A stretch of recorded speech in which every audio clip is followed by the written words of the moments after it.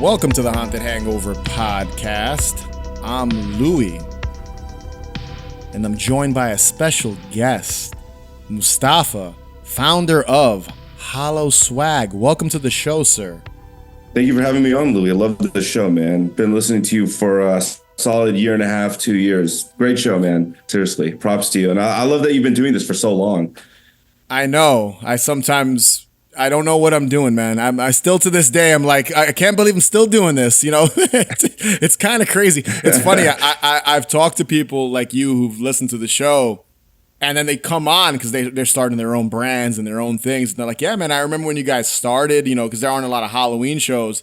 And I was listening to you, and I'm like, I'm sorry if the quality of those, like the sound quality of those early shows were rough. I recently had someone funny enough reach out to me and said they re-listened to the first Haunted Hangover episode, and I was like, woof.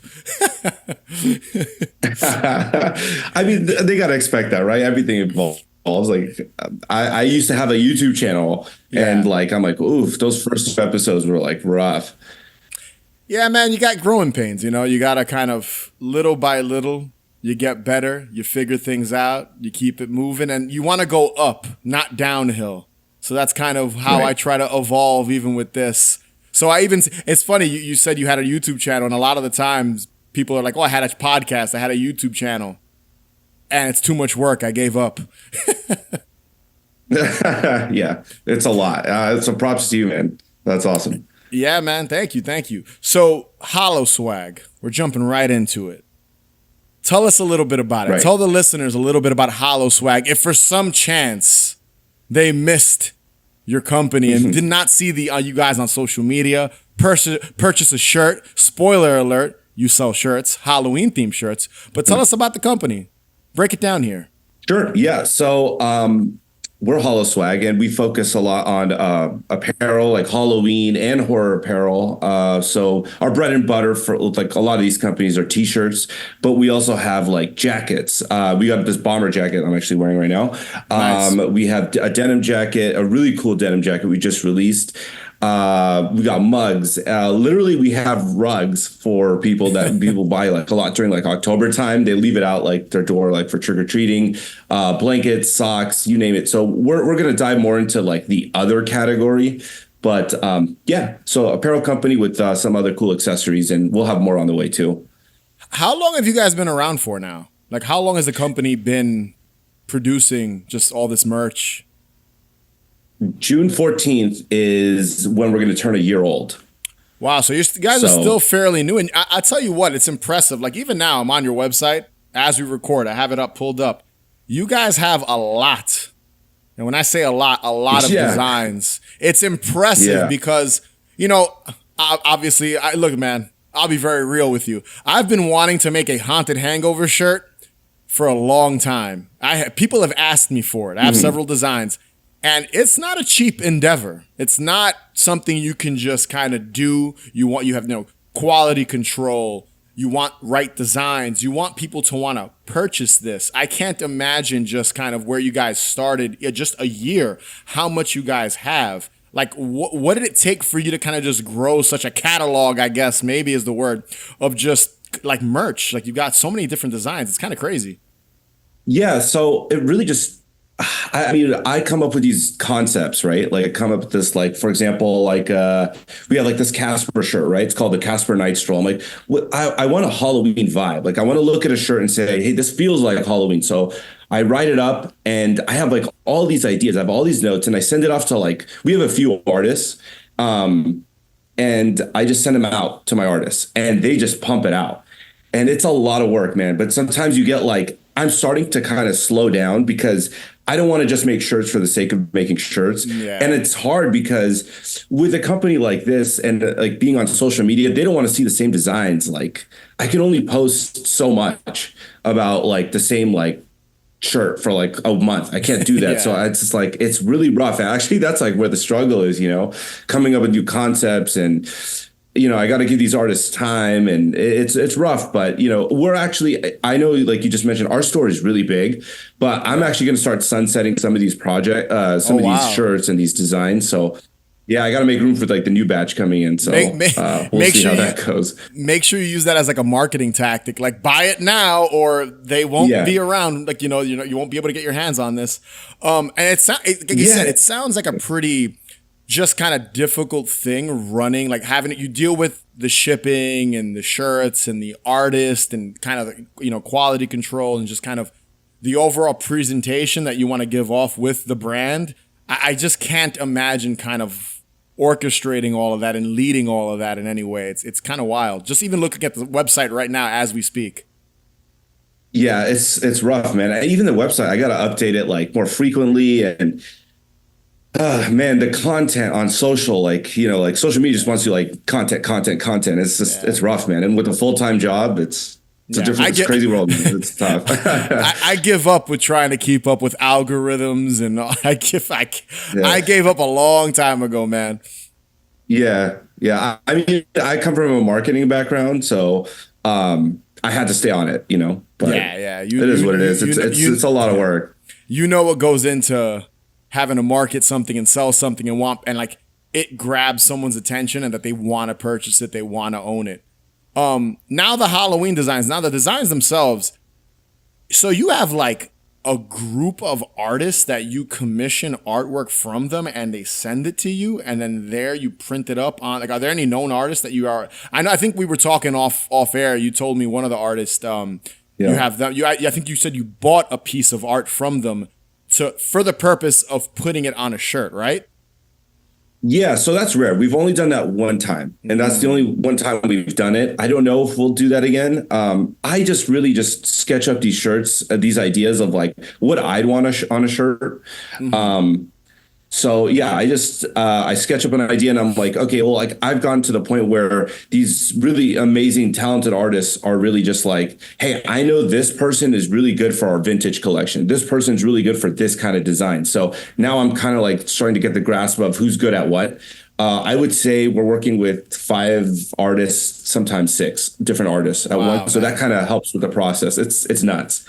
Yeah, I can't imagine, because dude, I'm like literally was looking at it. I'm like, there's a lot of designs, dude. It's impressive. Yeah. Thanks, and the inspiration's obviously like retro, nostalgic based Halloween. Sure. I could tell. Even now, I see they have a shirt that's the McBoo Pails from McDonald's. Everyone loves the McBoo Pail. That's one of when it comes to nostalgia and people around our age, that's something we really gravitate towards and have an affinity for.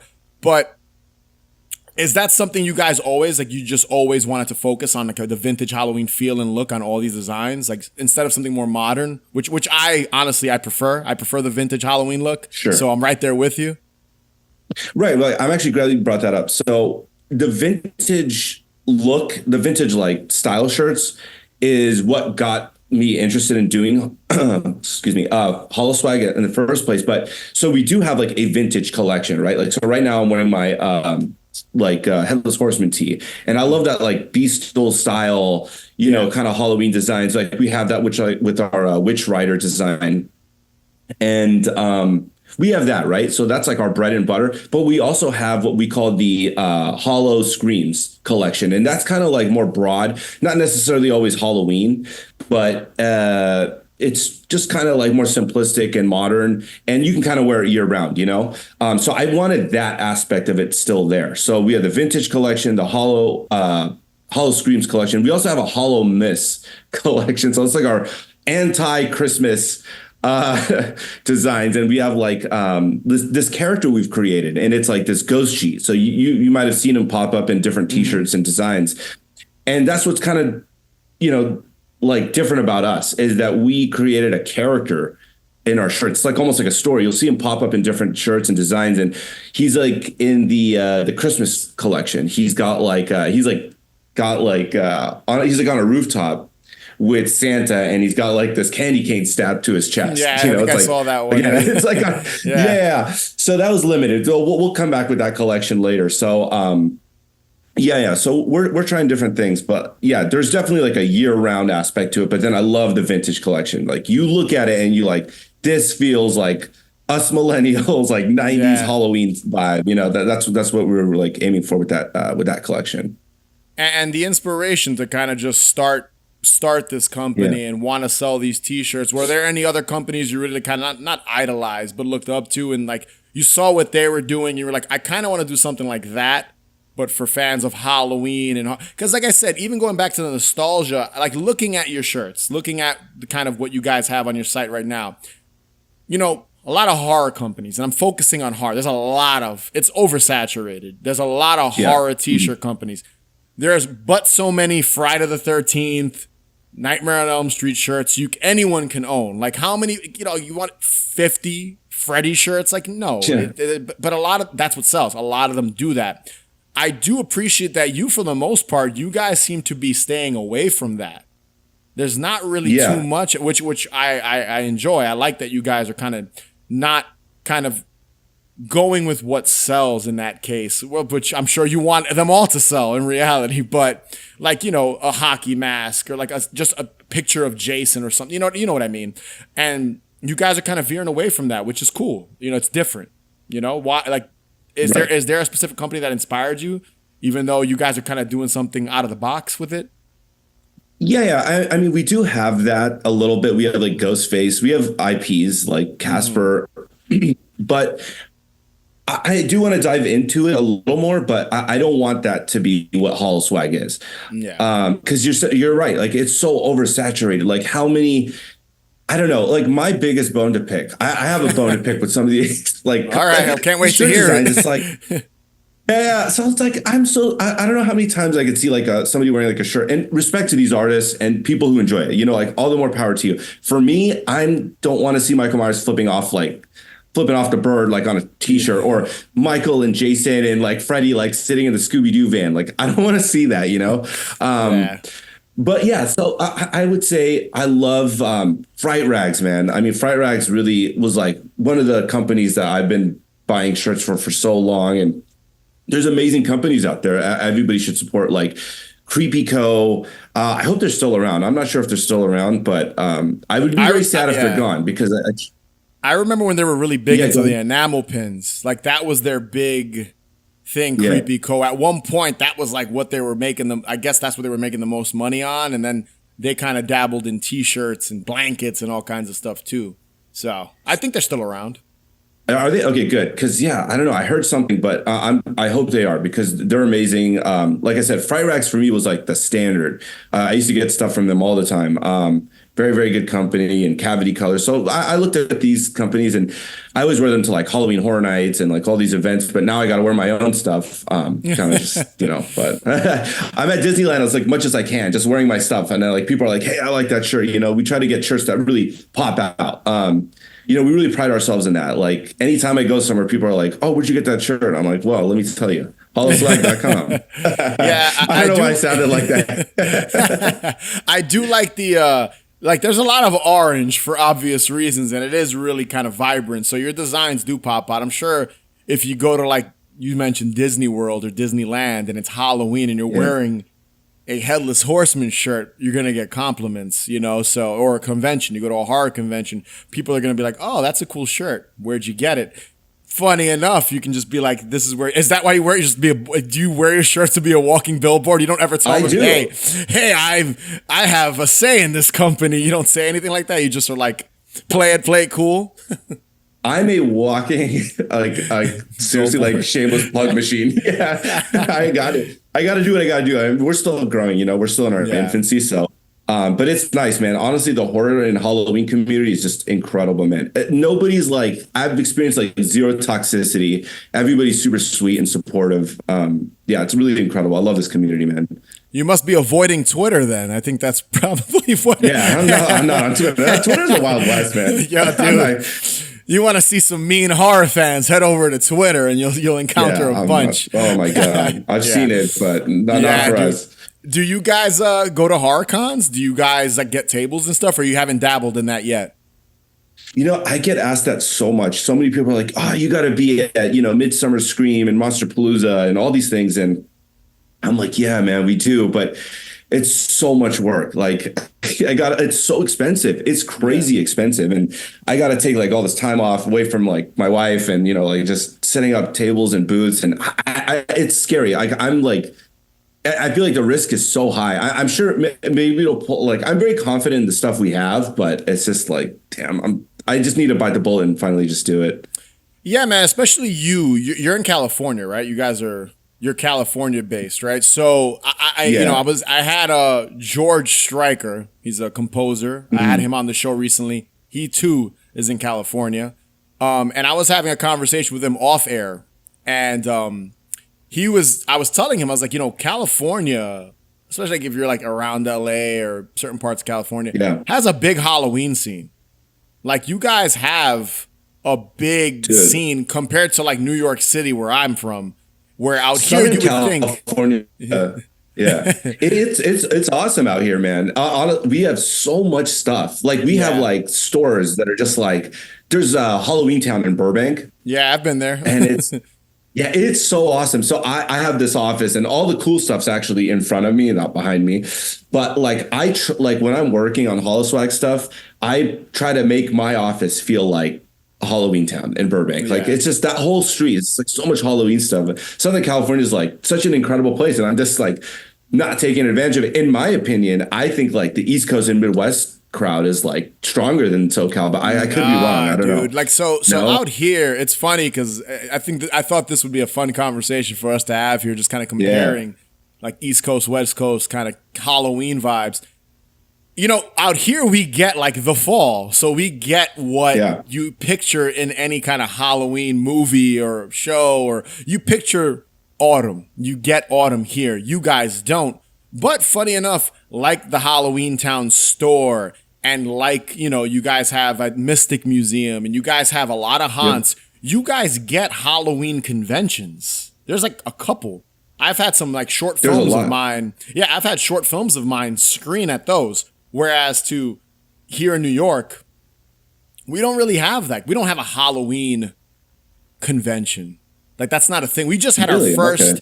Yeah, we just had our first, and it wasn't even New York. It was technically in Philly. We just had our first. I forget what it's called, but it's like the haunt. If you have a haunted attraction, that convention. I almost went. Maybe next year, but they had their first one in Philly, which is not too far from me. Maybe 2 hours. But you'd be surprised. Like we have a couple of stores here and there. There's one called Strange Love Parlor in Long Island. I live in Queens, so Long Island and Queens are right next to each other. And they just opened up an actual haunted attraction store in Long Island as well. So we have some stuff, but it's in the most like in recent years. You guys, and I've been to California, Southern California, so many times to literally go do Halloween stuff because we have not as much of it year round. Whereas you guys, I think it's just because movies are made out there. It's movies Yeah. are made here, but not in the same way they are in California. The industry is out there, so it's so interesting when people tell me like, oh, I think you guys have more, and I'm like, we have a lot in October, but you guys have like all kinds of craziness happening all year round. So you Yeah. should definitely Monster be Palooza just happening yeah. now.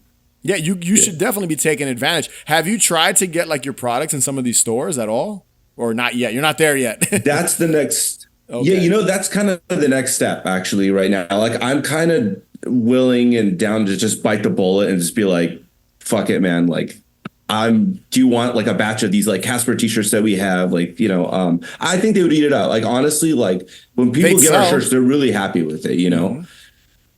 I could see people picking up that Casper shirt or the Headless Horseman shirt or any of those shirts. Like, when people there's, a Halloween scene, the aesthetic and the vibes you're giving on your shirts is literally what people want, that nostalgic look and feel. So for me, it's like, that's easy money, man. You get those shirts in some stores, even if you get a couple. Yeah. I'm definitely thinking that's going to be like the next step up. Probably this summer, hopefully. Summer's actually our biggest month. I learned that last year. I thought like, we're going to get a bunch of orders in October, but it all came in like July and August. That's when like the Halloween high is Yeah. like it's like at its peak. Yeah, people are prepping for the Halloween season. It's like July, you start buying your shit, and then August, September, October is it starts in August, man. I always joke around, all the time on the show. It's like August is when you really start to see people talking about Halloween stuff because it's coming up. It's in stores. It's sprinkled throughout, Michael's and Walmart and stuff. You start to see pumpkins here and there. So it makes Yeah, sense I that think that's even when like people are buying them. I think even like July 5th for me now. Like last year felt like July 5th is like, all right, Halloween season, like, all right. I remember when it was like September. Yeah, dude. It's funny. It's funny you say that. Earlier today, I was on another buddy of mine's podcast as a guest, and he said the same thing. He said July 5th, right after 4th of July. That's when the Halloween season starts. So, yeah, man, I'm not mad at it. I'm all about it. So it doesn't bother me one bit. Yeah, man. But on the topic of Halloween and just kind of, the inspiration for what I do, for what you do, why is the holiday important to you? What was it like growing up with it? Did you do all the traditional things, everyone knows and loves, when it comes to the holiday? Yeah, so interesting about that. So a few interesting things about that. Growing up, I always liked creepy stuff, like at the age I'm at right now, like we had like Nick at Night and we would like the Munsters would be on Nick at Night. And I just always liked like that weird, creepy vibe that was always there. And another interesting thing is that like Christmas actually played a big part in my love for Halloween. And I'll tell you why. So I'm my family and myself, we're practicing Muslims. So, Christmas isn't a thing that we celebrate, but I have an older sister. I have two older sisters, and one of them's like, I feel bad. They're a lot older than me, and they're like, I feel bad. I just want him to like feel like Christmas, like and experience it because it's sad he doesn't get to experience it. So my parents are like, yeah, sure, we'll do it like this 1 or 2 times, and we did it, and it was great. They're really sweet about it, but Halloween was something I could celebrate no matter what. Like my parents were like, yeah, just do whatever you want. I'm like, all right, cool. Yeah. So we just went all out. I had like a Halloween party when I was like 8 and I was like loving it, man. So it's very important to me. And, it meant so much to me as a kid. I actually have a really heartbreaking Halloween story. Oh, so, no, like, we don't really get heartbreaking ones on the show. So I got to hear this. Yeah, this is like, it was so sad, but this just made me love Halloween even more. I'm like, I'm going to celebrate it even harder the next year when I was like a kid. So I remember in 2nd grade, we had like this like day planned at school where we would get our red wagons and we'd walk to Target. I don't think you could do that these days, but we walk to Target and we'll get like a pumpkin and a carving set and we like carve it in class. And I was so stoked. So the whole week I'm just like so excited. My teacher's like, tell your parents to give you $10. It's just going to ask your parents for $10 and, come back and we're going to have this awesome day. And I was like so stoked for it. So I go to my mom. I'm like, hey, Mom, can you give me like $5 for this thing? And she's like, yeah, of course. So we go. We're at Target. I'm at the checkout counter. I got my pumpkin. I got my carving set. I'm like so pumped. I'm already obsessed with Halloween. And she was like, that'll be $10. I'm like, I only have 5. And they're like, oh, I'm sorry. And we walked back to class and everybody had these pumpkins. And I'm just sitting there. Everybody's carving their pumpkins and my heart was like broken. I was just so sad. And my friend is so sweet. He's like, hey, you can carve my pumpkin. I'm like, no, it's okay. And I was like so bummed out. But yeah, man, I was so sad. That's such a bummer of a story. The fact that you had to go back to class with no pumpkin, pumpkinless. And then everyone around you, I could just picture like you're just sitting there like all like mopey and everyone around you's having a blast carving jack-o'-lanterns. Yeah, what a bummer. It was so heartbreaking, man, honestly. But yeah, I love Halloween, man. It's just like from childhood to now. Like I literally have nightmares of like me not like missing Halloween. Like, oh my God, I missed Halloween. I slept in. I don't know. It's like some like weird sickness I have, I guess. Hey, man, I get it, man. I respect that, man. I'm right there with you. You're not alone in this journey, man. So don't worry about it. We all have that nightmare. We all have that nightmare about missing Halloween. I remember as a kid getting, the worst thing that could happen to you as a child on Halloween is you get punished or sick on Halloween, where you can't go out. Or you can't go out because you're sick, or you can't go out because your parents aren't letting you because you did something you weren't supposed to do. I think that only happened to me maybe once, but my mom still felt bad and let me go trick-or-treating for like an hour. Yeah. Because you can't. Oh, no. One of my classes I did bad. I was like in elementary school. I was a little guy. So. Hour's not that bad. I'll take it. Yeah, I mean, do people like honestly like trick or treating was different back then, right? Like I remember being out way later, or maybe I was just young, but I remember I was out pretty late with like no adult supervision sometimes, and like just coming back and my like mask was like sweaty and smelly, and I loved it. You know, like just that latex smell. Like Yeah, I man. don't. I feel like I just think we were kids. So like Yeah. I'd say 9 o'clock to us was late. You know, like, oh, it's late. Okay. And in reality, that's really not that late as an adult. And I just think like looking at it from the perspective of a child, it felt a lot later and a lot more, it felt creepier and just everything just felt longer as a kid. Whereas now everything kind of goes by so fast when you're an Yeah. adult. I think that's what really plays into it. You know, I think late last year, I talked about going out trick or treating with my like nieces and nephew, and we stood out till like 9 o'clock. And you know, you start getting those last couple trick or treaters in the streets. Got all the houses out. You get like one or two, you know, kids that stayed out later than they were supposed to, still knocking at doors at 9 p.m. And we were still out too, you know, still looking for candy. And not everyone's participating at that time in 2024, Yeah. but it did feel like back in the day, people were a little more open to like handing out candy at 9:30, 9:45, 10. So I Yeah. think that's kind Those of extra what you're 30 reminiscing minutes, about. they mean a Yeah, lot. Yeah, I think that's what yeah. it is. You know, listen, 30 minutes, you can hit another like 4 or 5 houses when you were a kid trick or Yeah, treating. So it's, absolutely. you know, in the end, that kind of helped kind of just get you what you wanted at the end of the night, getting more candy, which was the main goal of Halloween. Are there any like costume memories you had as a kid? Did you dress up as the same thing for 2 years in a row? Does anything stand out to you?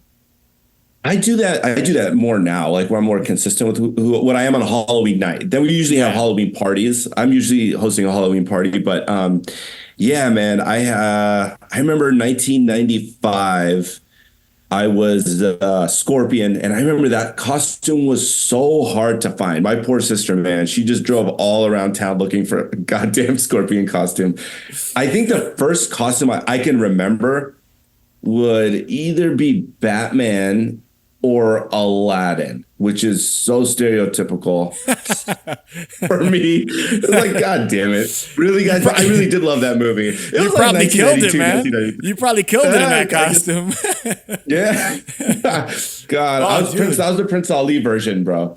Oh, dude. You know, you mentioned Scorpion. I'm like, damn, you know what? I never dressed as a Mortal Kombat character ever.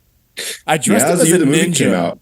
Yeah, I dressed Okay. up as a ninja a couple times, but never like Scorpion or Sub-Zero or Reptile. And I loved Mortal Kombat. So it's just odd. Yeah. Street Fighter too. I never dressed up as a Street Fighter character, and I loved Street Fighter in like 1995. So yeah, it's funny that you mentioned. I think this is the first time a Scorpion costume has come up on the show. So that's always. I'm Hopefully not always the about last. it. Hopefully not the last, dude. Have you seen like? And I'm assuming the Scorpion costume you were gonna wear was like cheap fabric for for children. It was like Yeah. the very plain looking. The Scorpion costumes now have like the hard plastic like mask. Yeah, it's like and legit now. it's sick. You probably didn't even get like get over here like that. The costume probably didn't even come with that. It was probably just the yellow. Dude, it the has yellow- nothing. It literally looked like I rolled around on like a bunch of Joanne fabric like material and just like bam. That was Oh, about it. dude, the Joanne fabric. My mom used to make costumes for me all the time, and she would go buy fabric and dress me up as like a pirate, or dress me up as like I think I was a pirate one year. My sister was like a baby bop. I might have said this on the show in the past, but like she always would like make my costumes. Like for a couple years in a row, that was like her thing. So it's funny you say Joanne fabric. It's like that's what she would go. She'd go buy a bunch of fabric and the stencils and make these costumes. It was insane. Honestly, bless our moms, man. Like my mom did the Green Ranger. It's actually on my Instagram, my personal Instagram. And it's like, wow, she did a really solid job doing this. It's like by hand. Like really impressive, man.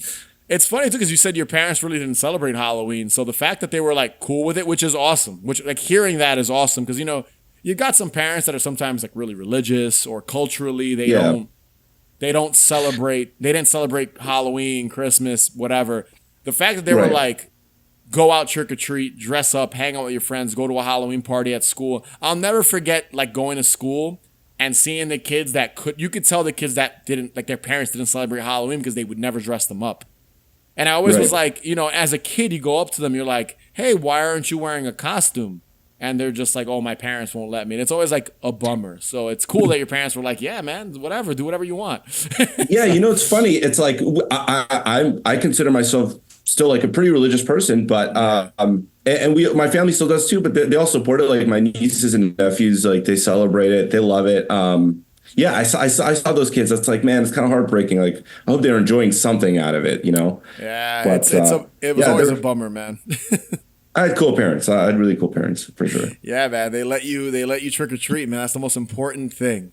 That's the most. Bro, you know, it was really like Mustafa's the youngest, and he's like the American kid. You know, because we immigrated, right? Like my family immigrated here from like Afghanistan, and like my brothers and sisters like, whoa, everybody's handing out free candy, and my mom's like, okay, you guys go too, and they gave him like some like grocery store plastic bags, like go out and get candy.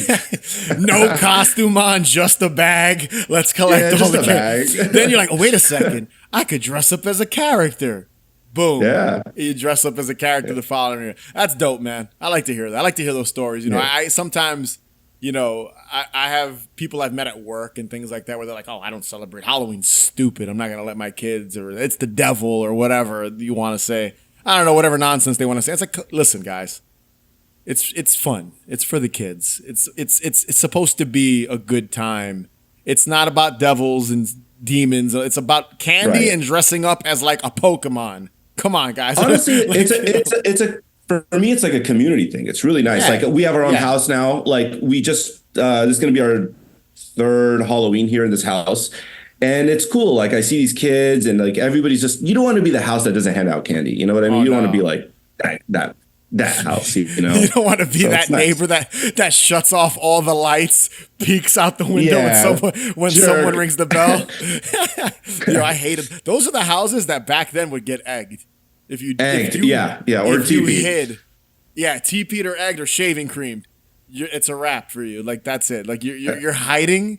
You're getting your mailbox destroyed. Sorry. Yeah. Absolutely. So nostalgia always plays a part for everyone with Halloween. For you, for me, for the listeners, for, you know, just I think Halloween overall, nostalgia's always been something that kind of factors into every aspect of the holiday. And even for us as adults now, you with Hallow Swag, me with Haunted Hangover. And one thing that people always love to talk about in the nostalgia community, in the Halloween community, is Halloween commercials. And, you know, your brand obviously is inspired by nostalgia. And we've done this 3 other times. You are the 4th. You are featured in you are in the 4th. You're the 4th time we're talking a couple of Halloween commercials. And I will be honest, we were even, like you and I were talking, we were trying to go out of our way, because there's so many Halloween commercials that have been kind of talked about to death. And we were like, you know what, let's try to change it up, pick something out of the box. It is difficult. It is very difficult to do. You know, usually Dave, when Dave is on, he goes out of the box. This guy will scour the internet and Twitter and everything, to YouTube, to find the deepest cut Halloween or horror Halloween adjacent commercial. And I think my picks, one of them, I'll be very honest, I'm cheating a little bit. I don't think this is technically a Halloween commercial or bumper, but it is Halloween adjacent and features someone that was pretty prominent in Halloween at a certain point in our lives. But yeah, Mustafa, you're the guest, so hit me with your first pick. Now it's time for the Pizza Head Show. Hey everybody, I'm done trick-or-treating and now I'm gonna go for a stuffed crust pizza at Pizza Hut. Yay! Not yet, Pizza Head. There's one more place to go. I don't think anyone's home. Sure there is. Hello, trick-or-treat. Interesting hieroglyphics on this pizza. Ah! Quick, Pizza Head, let's go upstairs. Hey, who is here anyway? It's your host, Count Steve. Oh, nice place. You got it. Ah! I want to go to Pizza Hut now. The Count will be happy to give you a lift. Oh, hey, put me down! Put me down! See you next time. Thank you, man. And it was hard to get here, man. I have like a list. I have so many Halloween commercials. So it's like so hard to do, like also one you guys haven't done. Yeah. Yeah. So my first one, which is so something you'd watch, before like the evil Steve-vil episode on Family Matters, would be the Pizza Hut Pizza Head Halloween commercial from, I believe, 1995. Incredible commercial. It's, I don't know. I remember watching this commercial, like coming home and like dumping like my pillowcase full of candy and like this being on in the background. And you got to have pizza on Halloween like night. Like you have to. It's a must.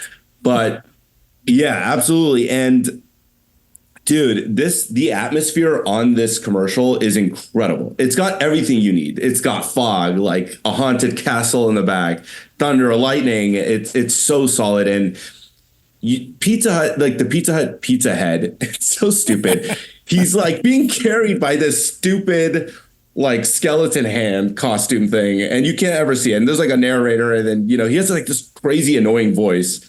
So they're like, all right, well, there's this final house that you didn't go trick-or-treating. And he's like a coward, right? He's like cowarding away from this house. And he goes in and he sees a mummy. He gets freaked out, comes out of a coffin, and it's a pizza cutter. So of course he's going to be afraid of a stupid ass pizza cutter. And then there's another like painting on the wall. And it's like this ghostly like entity, but it's also a dumbass pizza cutter. And then he runs into a vampire, a pizza cutter, and turns into a bat, carries the pizza head, and he tosses him into the night. And a jack-o'-lantern smashes on top of the Pizza Hut store. It's like incredible, dude. You got bats, vampires, mummies. The Pizza Hut pizza head is dressed up in a pirate costume, and there's a jack-o'-lantern smashing into a Pizza Hut. Like, what more could I ask for? It's like brilliant. It's freaking brilliant, dude. Yeah, and it's just got all those like nostalgic vibes. It was a weird, the Pizza Head kind of promotional, like just the promotional material that they were running in like the mid I think it was early to mid 90s was very odd, because I don't know how familiar you are with Mr. Bill. Do you remember Mr. Bill? Yeah. The little claymation. That like claymation, yeah. And he would get like squashed and destroyed.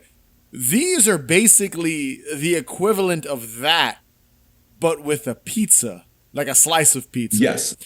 And it's just bizarre that this was a thing, and he actually had a run for a few years.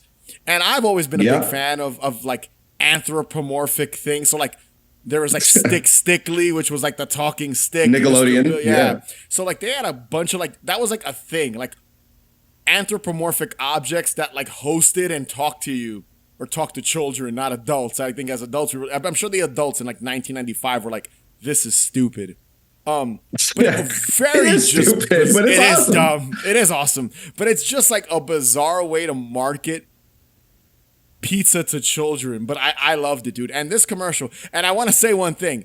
The name of the pizza cutter is Steve. He's got a name. He is he is Mr. Pizza Head's arch nemesis in every episode. He's kind of like the guy that always pops up and he has mean eyes and he's just mean to Pizza Head. And then bad stuff always happens to Pizza Head in these commercials. They're kind of mean-spirited when you think about it, but they're hilarious. Just kind of the overall, like whoever came up with the marketing for this, phenomenal. They must have been smoking something.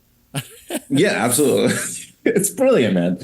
Yeah, dude. And I do like you mentioned so there's always someone holding Pizza Head. Yeah. And right. I do like how the person is wearing a skeleton glove in this episode. Like in this episode, it is an episode almost, because it's an ongoing series of commercials. But exactly. It's great. And I think they did it one more time with like a Goosebumps promo, like a Halloween Pizza Head. Yes, and it's almost as good. But this is the one.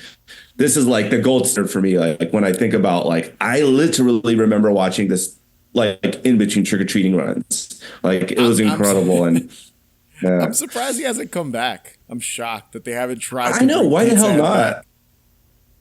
Everybody's milking our millennial nipples like these days, and it's like, bro, like let's bring it back. And Pizza Hut's not the same Pizza Hut it was back in the day. Pizza Hut is quite different now. It's more like they focus more on delivery and things like that than they do in like sitting in a like nothing beats. People always reminisce about sitting in a Pizza Hut and getting Pizza Hut in the late 80s, early 90s. And I think at this point, the marketing for pizza, it's more delivery and just selling the pizza. There isn't a kid's meal anymore. You know, this was marketed like a personal pan pizza. You get with your soda and you get a prize, like a Happy Meal for Pizza Hut. And that's, I guess, what they were kind of really pushing with these Pizza Hut commercials. And as far as a Halloween commercial, I vividly remember seeing this one on TV all the time. And I think it's a popular one. Most people love the Halloween Pizza Hut. The Halloween Pizza Hut Mansion commercial is what I'll call this one. Yes. Yeah. That sounds about right. A bunch of Universal Monster Steves. Amazing. Welcome to the Crypt Keeper's Creepy Cook-Off on Kids WB. My first pick to dive into this ridiculousness. Now I'm cheating, and I hinted at this before. My picks are technically a grouping of bumpers. So they'd have a block of children's programming, and what they would do is these bumpers would play in between commercial breaks.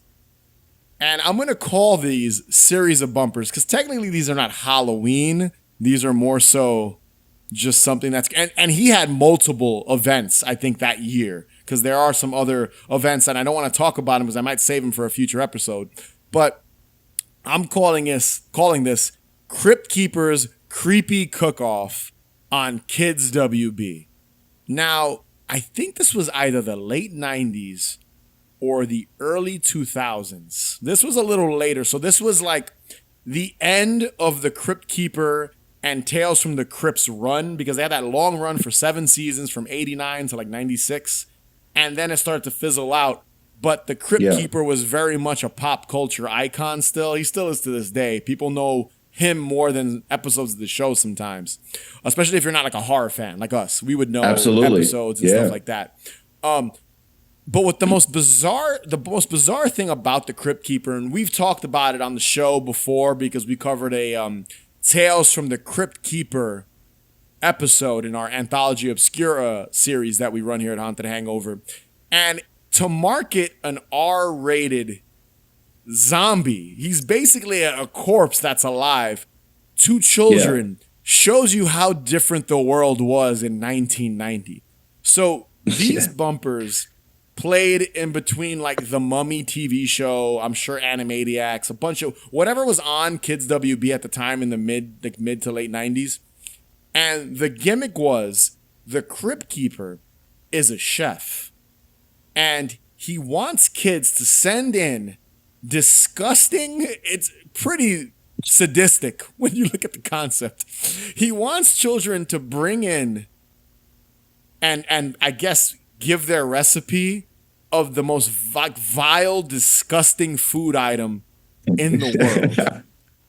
And so I think this aired in the summer. I think this was like a summer cook-off thing. So technically, again, not Halloween, but horror adjacent. Sure. And I've wrote a list of you can find this online if you do a quick Google, look up Crypt Keeper's Creepy Cook-Off. There's like maybe 2 or 3 minutes of just footage that aired during this block of programming. And here's some of this, like the disgusting food items they made these kids make and then eat. So one girl makes so the Crypt Keeper pops up. He goes, let's see what like Mary in, Iowa has on the menu today. And one girl makes an anchovy shake. And they show this little girl putting anchovies in a blender with like ketchup and mayonnaise and milk, blend it up and taste it, and then like pass out. Like they make her, I don't think these kids were actually eating these things, but it almost felt like they were trying to have us, the viewers, as children, replicate this and try it for ourselves, right? Yeah, and I'm sure that happened. Like, there's no way like this commercial would pass today. Like, oh, you're giving our kids like stomach issues. Like, what if they're allergic to something? But it's like, wow, this is kind of gutsy, man. Like the Crypt Keeper's a piece of shit here by forcing children to eat disgusting drinks and things. So the other two I have here in my notes from these series of bumpers that aired. One's called Boogers on a Stick. How appetizing. And that's basically It's like cheese spread and cat food mashed together and put on a pretzel rod. What? I don't know. Dude, the horrible. 90s just did not, or the 80s and 90s just did not give a shit. It is the decade of not giving a shit. And then the last one I have here is called Hot Breath Bowl, which is a bowl made up of raw onions, like Parmesan cheese, like all stinky shit mashed together. And I'm telling you, every one of these segments, the kids, you see them make it, they take a bite of it, and they like pass out. And then the Crypt Keeper's like, oh, blah, blah, blah, one of his quips. Back to the programming. That's literally all that this is. And it's so absurd and ridiculous that I love it so much. And I'm so happy. I did not see this live as a child. I did not. For some reason, I missed this. I don't know how. I don't know why. Because the Crypt Keeper had a cartoon, a game show, and apparently he was hosting children's programming at one point, and I missed that. So amazing. You know the cool thing about the Crypt Keeper is that like he had like this R-rated show like on HBO, and then there was also like a Tales from the Crypt like animated series. Yeah, you know what I mean? yeah, So yeah. it's like it's pretty cool. Like he like spans like adult and children. I definitely don't think he's like children appropriate, I guess, to today's standards, but it's pretty awesome, man. Like in the 90s we had like Nickelodeon was always like kind of like the disgusting network, you know, like Disney's a little more polished and clean, but I love that they did this, man. Like they don't do these things anymore, and it's pretty awesome. Like I don't know, and like in this commercial, like the kids are like getting like dizzy, and it's got like this weird like nausea effect on the camera. It's really bizarre. I don't know. It's like they don't, you know, we always say this, they don't do things like this anymore because they don't. But it's just interesting that they thought. I sometimes think when I was a kid, and I was probably like already 12, I'm assuming, or 13. I was like a preteen, I have a feeling, when this came out. In the late 90s, I was already like around 12 or 13. But I remember being young and knowing who the Crypt Keeper was, much like Freddy Krueger, just such a popular character that even if you didn't watch the show, this singular figure kind of was able to expand on that. And he was bigger than the show. The Crypt Keeper was bigger than the TV series. And it's just wild to think that this was a thing that you could turn on the TV at 3 p.m. on WB Kids and see the Crypt Keeper dressed up as a chef telling children to eat and make disgusting things. Glorious. I would do it. Honestly, if I was a kid today, I would totally do it. That's it. That's what we're doing after here. We're gonna each make an anchovy shake and then dip our boogers on a stick in it. Delicious. I'm in. Done. I may be stranded, but at least I got my Fruity Pebbles. Fruity! A ghost! Only a Fruity Pebbles can set my spirit free. My Fruity Pebbles? Okay. Frighteningly fruity flavors. Thanks, Fred. Barney! Boo. Yeah! Bon appetit. Post Fruity Pebbles cereal, part of this complete breakfast. All right, my next pick would be the Fruity Pebbles Halloween commercial. This one obviously has Fred and Barney, and they're always like, Fred is always like annoyed by Barney and his goofy ass antics. But this one, again, much like the Pizza Hut one, just the atmosphere is incredible. There's like a long, like windy road to like this haunted castle, and for some reason, Fred decides to eat his stupid ass Fruity Pebbles in this haunted castle. Okay, like just go home and eat it. Why are you here if you're already freaked out by it? All right, why not? So he's eating this, and Barney dresses up as a ghost. He's like in this ghost sheet thing, and he like scares Fred. And there's also like this moment where there's like this painting like on the wall, and he's like holding a bowl of like Fruity Pebbles, and it kind of like comes alive, and it's like eyes turn white, and he like licks his lips. It's really creepy. It's still creepy to this day, I think. And Fred finds out it's Barney, takes off his ghost sheet, and he has that old gag of like, hey, underneath it, he's a skeleton, and he scares Fred. And then we get like a corny, very 90s Flintstones like Bon Appetit. I love that shit. And yeah, it's great. Like, yeah. I mean, this commercial was on for like years. Like I've seen this so many times. Like when I was a kid. Very cool atmospheric stuff. Very similar to the Pizza Hut one in terms of atmosphere, but it's fun, man. It was a really fun commercial. I don't know, like this and like Captain Crunch cereal commercials. Like Halloween cereal commercials were like the shit in the 90s, you know? Obviously I had like Count Chocula, but that was like more of like a year round thing to me. I think Count Chocula is more like, you know, seasonal now, but this is, you know, when I think of like the 90s, like what defines like your childhood, it was really like cereal, Halloween. You mesh them together, it's like chef's kiss, you know? Yeah, and the Flintstones with Fruity Pebbles were so prominent throughout all the holidays. You know, they'd have like a summer commercial, a Halloween commercial, a Christmas commercial. Yeah. They'd have everything. So they really were able to market. I sometimes think that the cereal and the Flintstone vitamins at this point in history are more popular than the Flintstones themselves in pop culture. And the push pops, the push ups. Oh yeah, the push pops were very popular as well. But this commercial, I remember seeing this vividly. Bon Appetit, I remember that vividly, and I remember him kind of faking out Fred with the skeleton jumpsuit underneath the sheet, and that was the gimmick with the commercials, right? Like Barney would always want the cereal and have to trick. He was almost like the Trix Rabbit for Fruity Pebbles, right? Yeah, like Cocoa Pebbles, right, exactly. More so fruity. It's an interesting dynamic because Barney's Fred's best friend. Just give him some Fruity Pebbles, dude. What the? Like, what were up with these Fruity Pebbles? Like, this was like crack to them or something. Like, he's like, oh, I'm so scared in this like haunted castle, but at least I got my Fruity Pebbles. Like, I need my Fruity Pebbles. Like, this is like your like safe zone. Like, oh, my Fruity Pebbles will protect me. It makes me happy.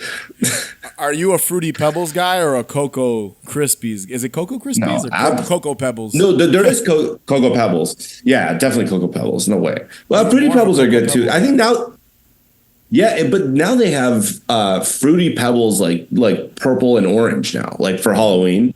Yeah. Absolutely, you're right. Fortunately, they didn't have it back when we were growing up. Yeah. No. So definitely Cocoa Pebbles always for me. What about you? I'm not gonna lie. I'm more of a fruity. I love chocolate, but I like. There's just something. There's something about Fruity Pebbles that is so distinct, like to the point that they use the flavor in other candles, drinks. Like yeah, they stick with the Fruity Pebbles flavor, and like you'll look at fruity cereal, and it's like it's Fruity Pebbles is kind of what they're going for, but they're kind of extracting that flavor, placing it into something else. So I like the flavor more of Fruity Pebbles, even though they like destroy your mouth too, kind of like Captain Crunch. Like they destroy the roof of your mouth. Yeah, like so sharp, cut you up. Yeah. I think the masses like Fruity Pebbles, but yeah, it's funny. There are like a lot of like ice cream flavors and just like those weird things, and then they can't really call it Fruity Pebbles sometimes, but. Yeah, I mean, they're both delicious, but gun to my head, I'd have to go Cocoa Pebbles. And back to the commercial, this commercial, I do love, seeing it so much as a kid, there is like a warm nostalgia for it. And I've seen it before. It too is, I would say, a relatively popular kind of Halloween commercial. Most people would put it on their list as like one of their favorite Halloween commercials that they've seen, growing up. And it never gets boring, man. Like it's one of those things that you, like, as soon as you'll forget about it, but as soon as you put it on, you're like, wow, I remember this. Like it just the memory unlocked, right? Everything unlocks, and as soon as I played it, because I hadn't seen it in a while, as soon as I hit play, because we watched this on YouTube, I was like, I remember this commercial clear as day. I remember seeing it while watching cartoons. So It's a classic. It's like, which is kind of crazy that we're calling commercials classic. This is a classic Halloween cereal. Yeah, it's a classic. So we're getting to that point, man. Yeah, man. This is a classic, so can't get mad at it, man, for what it is. So I'll always love it. Definitely not. They're gearing up for Halloween at the theatrical shop in West Des Moines. For Halloween parties and outfitting the youngsters, the theatrical shop provides specialized, ready-made costumes to rent or buy. Choose from a wide variety of materials and accessories to create your own costume or take advantage of the custom costume shop for real novelty. So, my second pick, and our last pick here we're going to be discussing, I would say this is a deep cut. This is This is one I had to I have a list of commercials on my phone and my notepad of commercials that I keep in reserve for these episodes when we want to talk a little bit about Halloween commercials. And this is for now this has got to be regional because here in New York, I didn't have one of these, and I'm guessing California they don't have these either, or even maybe they did. I don't think so. I think this has got to be specific to West Des Moines. What I'm assuming. Very specific. Very specific. And that is the theatrical shop in West Des Moines. Now, what is the theatrical shop? You don't really know in this commercial. All you know is that they sell costumes during Halloween. I'm assuming this was kind of a prop shop where you can buy, I guess, props for film and movie, like film, like special effects makeup and stuff. And stores like that would obviously make a killing in October when people are looking for makeup and Halloween costumes. So the commercial itself is the epitome of early 90s, because this is an early 90s commercial. It's the vibe you want in an early 90s haunted house. This encapsulates that perfectly, even though it's for a store and not a haunted attraction. And I say that because the commercial opens with a shot of a gentleman in this dark black void complete with fog, dressed up as Freddy Krueger, classic 90s, late 80s Freddy mask, glove, sweater. Then we get a shot of Jason, or a very bootleg version of Jason. It's just the classic cheap mask we all love. It's been referenced here several times on the show. We all love a good bootleg Jason mask. And he's just standing there all ominously looking at the camera while another puff of fog passes him and a light is being shined on. The lighting in this commercial, chef's kiss. It's fantastic. Then we cut to several shots of just rubber Halloween mask lined up, but one of them is an actual person in a mask kind of moving their head. And we've got Spuds McKenzie, a staple of Bud Light. We've got Alf, which I love Alf. Who doesn't love Alf? We've got him there in his fur and his big weird looking nose. We've got a zombie, which is the one that's moving, and several other characters. But probably the most bizarre mask that they focus on, and it gets its own shot. There's just a shot of it, pitch black darkness behind it. It's like a lion head. It's this big lion face. Yeah, with a dude's head inside of the mouth. And I'm telling myself, awesome. That's a mask or is that a prop? Like, that looks huge and uncomfortable to wear. And then the commercial finishes off with this last another fantastic, great, awesome shot of a guy dressed up as the Phantom of the Opera, looking at the screen, waving his cape, and all the fog surrounding him with like a light, a bright light. Either it's like they kind of have one off to the side. You can tell there maybe one below in front of them. So good. This looks like the best haunted attraction to never exist. I'm like, I want to walk. Is that what the store looks like? Because if so, I want to walk through it. I highly doubt it, though. Very well produced, cheap commercial. What did you think of this commercial? Yeah, this commercial is really interesting. So I thought, atmospherically, it's incredible, but it really felt like a nightmare. Like, it felt like when you take hella melatonin, you just have like these weird ass dreams. Like, it felt like that. And also, it reminded me a lot of Alice Cooper's Welcome to My Nightmare music video. Yeah. If you watch that, it's a lot like that. It's a really cool commercial, man. Like, I don't know. Do they still like rent costumes these days? Is that still a thing? We don't do that, right? No. So by me, there used to be a store, and I might have mentioned this as well, called Ricky's Costume Shop. Not Ricky's, Ruby's. Ricky's was another big popular. I've heard of Halloween. Ruby's. Yeah, Ricky's was another popular store that every Halloween they would sell costumes here in New York City. So I got them confused. So Ruby's is still, I believe, manufacturing costumes. You'll find their stuff in stores. But their main flagship store was actually here in Queens, New York. And I used to go there as a kid, and they had an area where you could rent costumes. But they unfortunately went out of business. So actually, only maybe a year or two ago. I think last year was the first Halloween season that they weren't open, and they were open all year round. So it's a bummer that they're not around. It sucks because it was cool to kind of go back into that store because it felt very dated. It felt like an old store.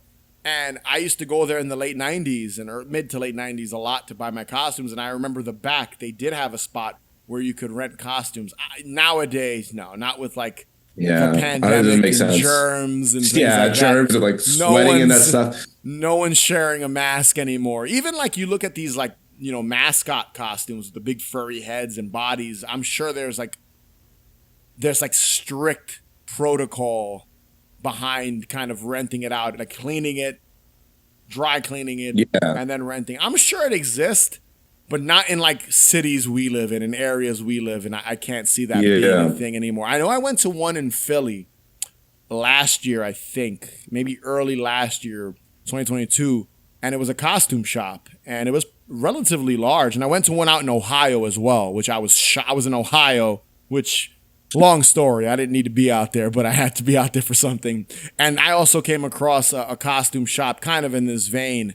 So they still exist, but not in like not in California, New York. I don't see them being a thing anymore, just because it's just not something that's really popular. I'm sure rent's very high in both of our states. So yes, very. It's pretty horrible out here. Yeah, rent, mortgages, all that stuff is very high. So kind of having a store that's been around for 50 years or 40 years that just sells costumes is not a lucrative business to be in anymore unless you're renting it out. I hear you, man. Even renting it out, if you think about it, to rent out a space and only be seasonal is very expensive. And Spirit Halloween's kind of got that market down on lock. You're not. Yeah, absolutely. Spirit Halloween has no competition. At this point, Party City is going out of business because of Spirit Halloween. Party City and Halloween City. I think they're the same company. Exactly. Yeah. They're losing business because no one's going to their stores. In October, I don't even think people go to Spirit Halloween. So as much as we Halloween fans love Spirit Halloween, it is killing costume shops, or it not even is. It has. It has for sure. But bro, stores. There's a fucking Spirit Halloween movie. Let's get that out of the way. It's not very good, but yes, it exists. This commercial is awesome, man. Like it is actually really creepy, man. And it's cool because like some of the costumes are really awesome, and some of the costumes are so like shitty, like just like the classic like shitty 80s 90s like costumes, like remember like those Michael Myers costumes with like the puffy hair. They look like like the biggest like Paula Abdul fan like you'll ever see. It's like this doesn't look like Michael Myers. Hey man, we all had that shitty Don Post Michael Myers mask in like 1995. Yeah, everybody had it. Yeah, absolutely, dude.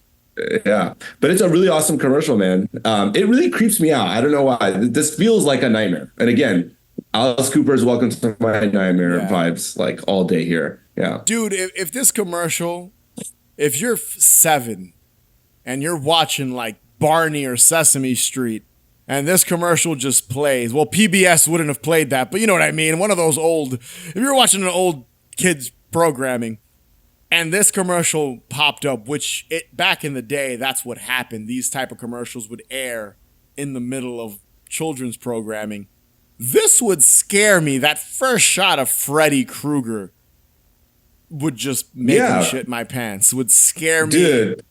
To holy hell. Absolutely. You're watching Ricky Lake on a sick day out of school and this shit comes on. Fuck that. It'd be scarier than anything on Ricky Lake, honestly, this commercial. Absolutely. Yeah, dude. It's and then to mix in like Freddy, Jason, Alf, and Spuds McKenzie.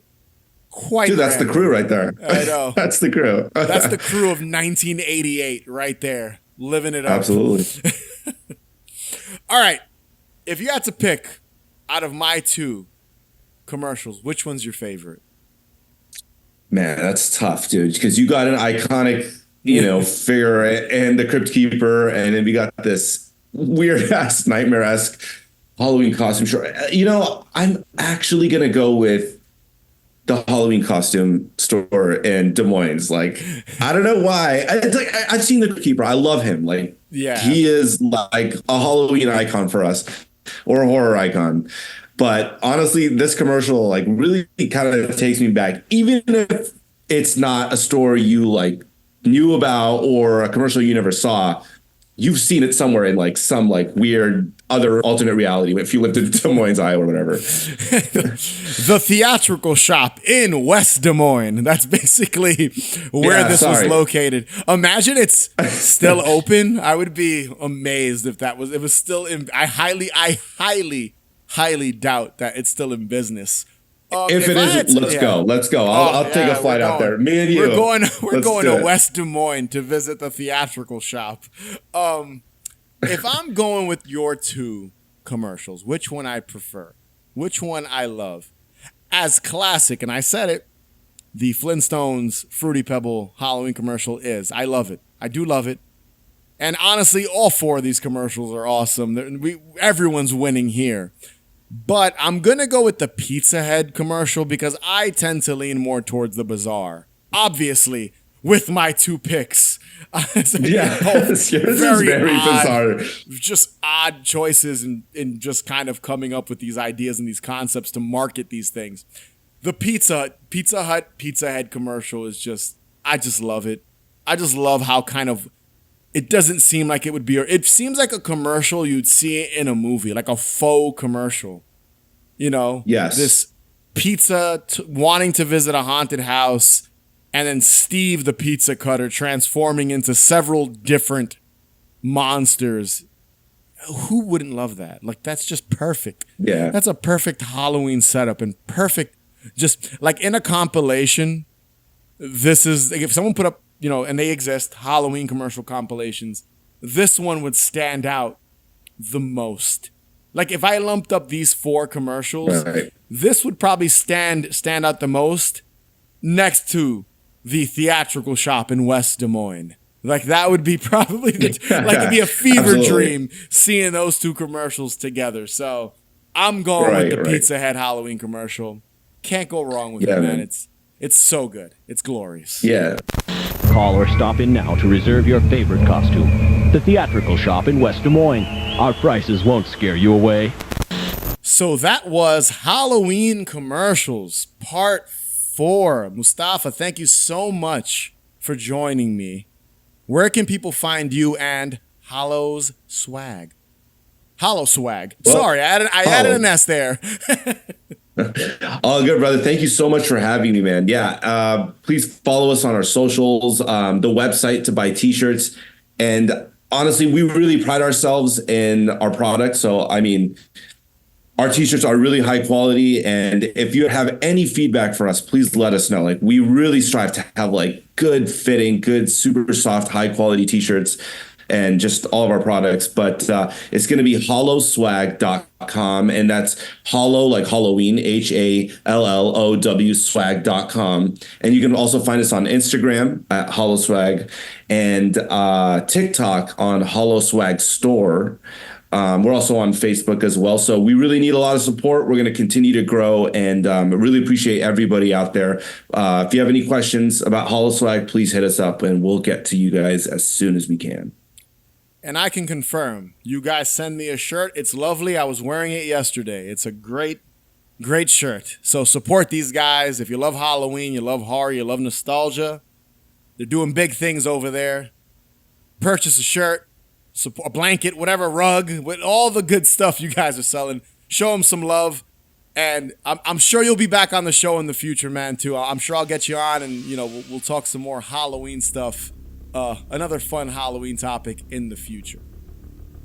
I'd love to, man. I'm ready when you are. And with that being said, be sure to subscribe. Follow us on Instagram, Twitter, TikTok at Haunted Hangover. Head over to hauntedhangover.com for links to everything, including our Patreon page, which features bonus content, early access to episodes, which, if you listen to this early, thank you for supporting us. Rate and review us, it'd be greatly appreciated.